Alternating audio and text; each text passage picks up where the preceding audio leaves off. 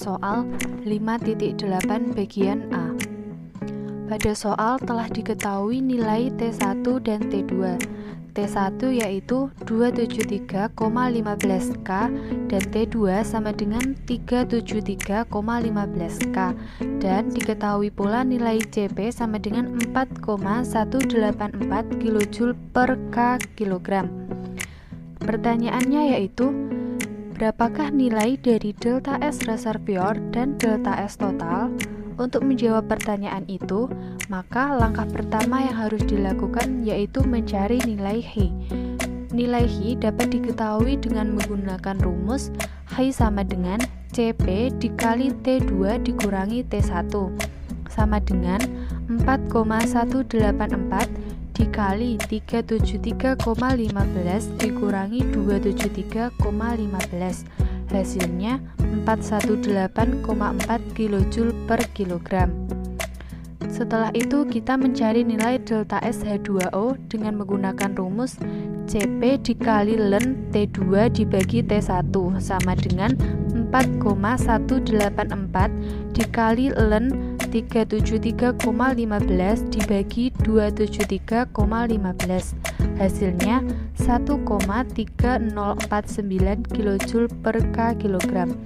Angka ini bisa dibulatkan menjadi 1,305 kJ per K kilogram.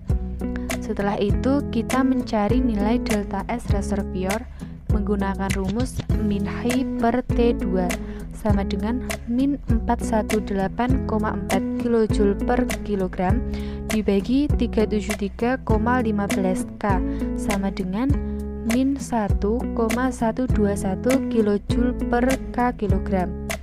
Setelah mengetahui nilai dari delta S H2O dan delta S reservoir, kita mencari delta S total dengan menjumlahkan keduanya, yaitu 1,305 ditambah minus 1,121, hasilnya 0,184 kJ per K kilogram.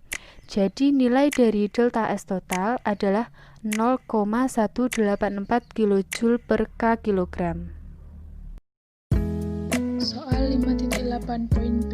Dengan 1 kg air, awalnya pada suhu 273,15 Kelvin, pertama dipanaskan hingga 323,15 Kelvin melalui kontak dengan reservoir panas pada suhu 323,15 Kelvin. Kemudian dipanaskan lagi hingga 373,15 Kelvin melalui kontak dengan reservoir panas pada suhu 373,15 Kelvin. Ditanya berapa delta S total.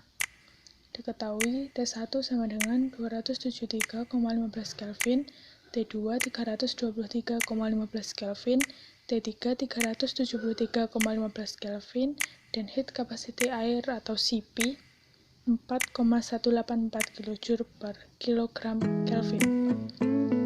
Untuk mencari delta S total, yaitu menggunakan rumus delta S H2O plus delta S res. Pertama, kita harus mencari delta S H2O menggunakan rumus CP ln T3 per T1, dan hasilnya yaitu 1,305 kJ per kilogram Kelvin. Setelah itu, kita harus mencari delta S res menggunakan rumus min Q per 2 dikali 1 per perubahan suhu yang pertama atau T2 plus 1 per perubahan suhu yang kedua atau T3. Sebelum mencari delta S res, kita harus mencari Q dengan rumus CP dikali T3 per T1, dan hasilnya yaitu 418,4 kJ per kilogram. Setelah mendapat nilai Q, kita masukkan ke dalam rumus delta S res, dan hasilnya yaitu negatif 1,208 kJ per kilogram Kelvin. Setelah mendapatkan hasil delta S H2O dan delta S res, kita masukkan ke dalam rumus delta S total. Delta S total sama dengan 1,305 plus minus 1,208, dan hasilnya yaitu 0,097 kJ per kilogram Kelvin.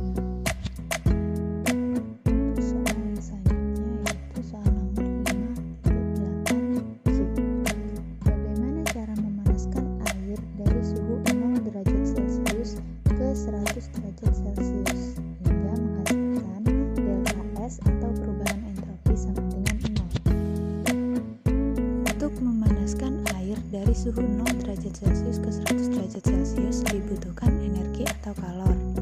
Untuk mempermudah proses, efisiensi kalor yang diberikan kepada sistem dapat mempengaruhi percepatan pergerakan proses. Efisiensi akan semakin besar saat proses terjadi secara reversibel. Selain itu, delta S sama dengan 0 dapat diperoleh saat sistem dengan lingkungan setimbang. Pemanasan air dapat dilakukan dengan proses reversibel untuk mendapatkan perubahan entropi sama dengan 0. Dalam kebanyakan proses, satu arus panas yang masuk ke dalam sistem secara reversibel umumnya disertai dengan perubahan suhu. Untuk menimbulkan perubahan suhu tersebut, sistem membutuhkan panas dari lingkungannya. Jika dalam suatu proses terdapat arus panas antara sistem dengan lingkungan secara reversibel, maka pada hakikatnya suhu sistem dan suhu lingkungan adalah sama atau setimbang. Perubahan entropi pada proses reversibel dapat dituliskan delta S sama dengan integral d Kiref per T, di mana d Kiref sama dengan 0 pada proses reversibel dan adiabatik, sehingga kita dapat memperoleh delta S sama dengan integral 0 per T. Jadi delta S sama dengan 0. Tanda integral menandakan proses hanya berlangsung pada satu siklus saja.